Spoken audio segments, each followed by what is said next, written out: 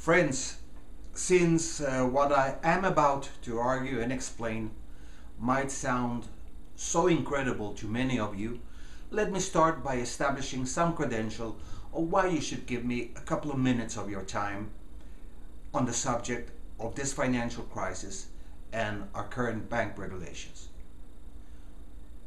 I started to object to the Basel regulations in 1997, and in 1999, in the Daily Journal of Caracas, Venezuela, my homeland, I wrote, "The possible Big Bang that scares me the most is the one that could happen the day those genius bank regulators in Basel, playing gods, manage to introduce a systemic error in the financial system which will cause its collapse."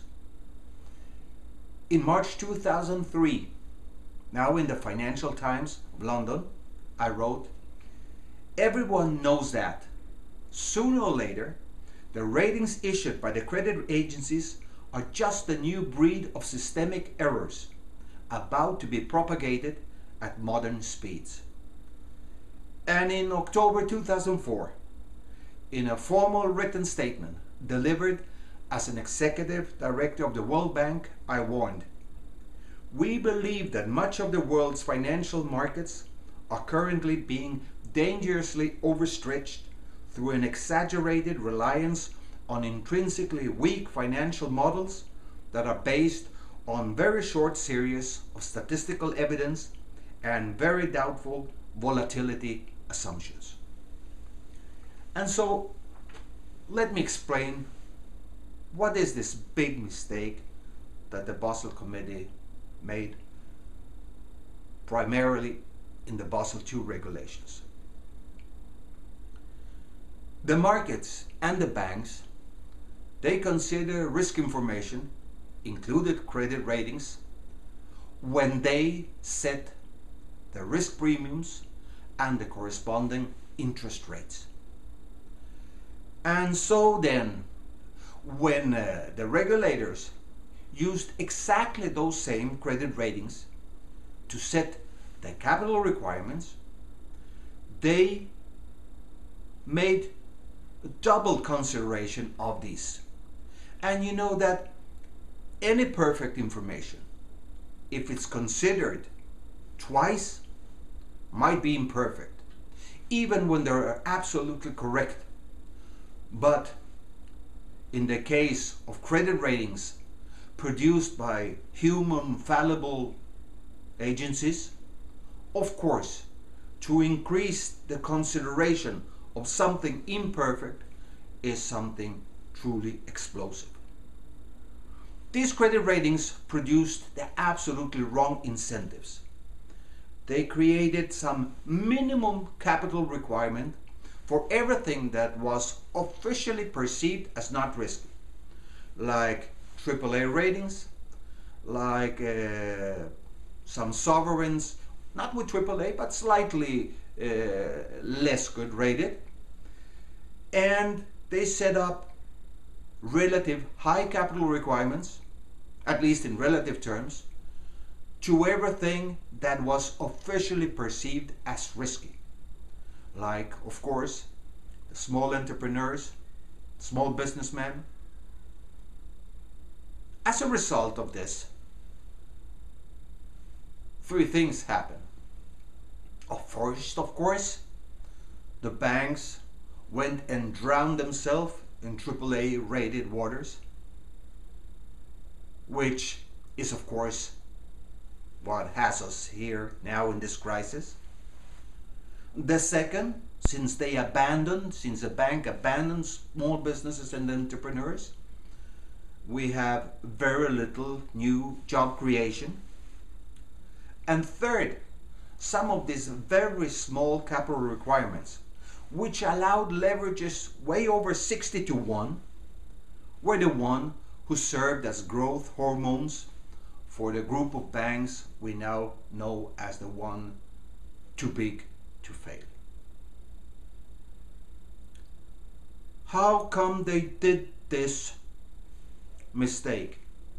I really don't know, because bank regulations 101 should tell you that no crisis has ever occurred from something perceived as risky. They always come derived from those things that are perceived as not risky and turn out to be. In this respect, regulators should be regulators and not risk managers fooling around with capital requirement based on how they perceive risk. They should concentrate, thinking all the time on the risks that the market and the banks might not be seeing. Now, why do you not hear about this out there? Well, first, of course, I might be a very bad communicator of this argument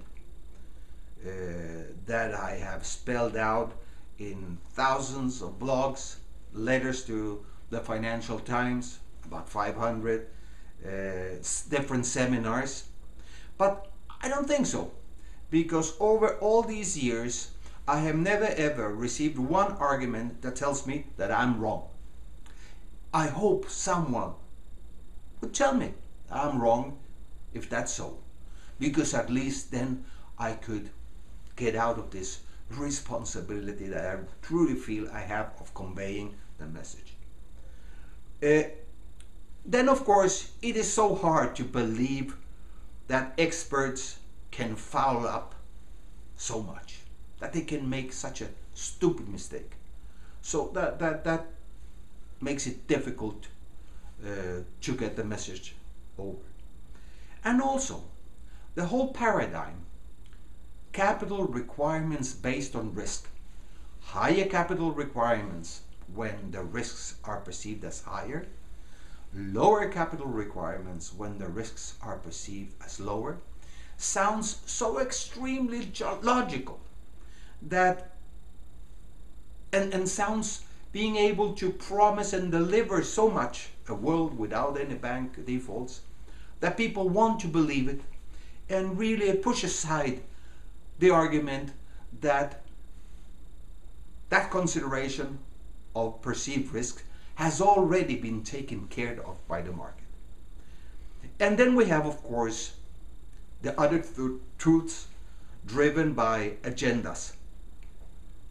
The conservatives, they are very interested in pursuing their all-time foe, the government-sponsored enterprises, Ginnie Mae, Fannie Mae, and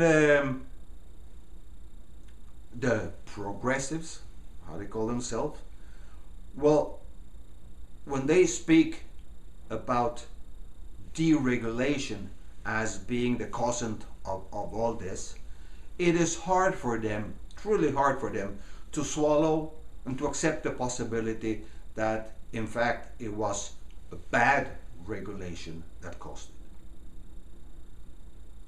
it. If not this, then what? Well, I don't know, but definitely not Basel III, because Basel III is not correcting this mistake. It is correcting for this mistake. It's putting some things over. So it's creating a sort of over-medication that, in my mind, will just dig us deeper in the hole that they placed us in. What needs to be done? Well, the number one thing is to ask for the regulators to define a purpose for the banks. I mean this because in the whole literature of the Basel Committee, there is not one single line that states out what is the purpose of our banks. And I don't understand how you can regulate something without defining its purpose. The regulators just don't want them to default, but it's like someone regulating a road, looking at the road, how it's built, and not concerning itself whatsoever where it comes from and to where it goes. So we first need them to tell us what they think the purpose of our banks are. We need to listen to them, and if we accept it, then we accept that purpose, then let's go ahead to the next stage. The worst thing of this crisis was really not the crisis itself, but it was such a wasteful mistake. Nothing produced. Let's suppose they would have done something that might have created also crisis. Let's say they would have settled capital requirements based on job creation for the young people, or sustainability, environmental sustainability, whatever. What's supposed to have placed that type of capital requirements? Then we might very well have the same type of crisis as now, but the system would most certainly have produced better results. So it's not only the crisis that matters, it is what you do before the crisis. We have to look at the whole cycle. The boom and the bust, the boom and the bust, and we have to make the most out the whole cycle. That is what humanity is about. Meanwhile, while we try to develop a new regulation which comes with in my mind, with a complete cleanage of old Basel II, not even Basel I, let's go back to Basel zero, we can alleviate some of the harm we're doing. I would say that instead of a lot of quantitative easing and fiscal support everywhere, why not reduce somewhat the capital requirements for banks, meanwhile, when they lend to small business and entrepreneurs. Those who have really contributed most of the capital that currently exists and that are now suffering when the little capital there was completely eaten up by those perceived as not risky, by the AAAs. I think this has to be corrected. And I sincerely appreciate if you help me to send this message around. I think that we, our children, our grandchildren, and next generations to come, we deserve it. We have to do a lot better. Thank you very much.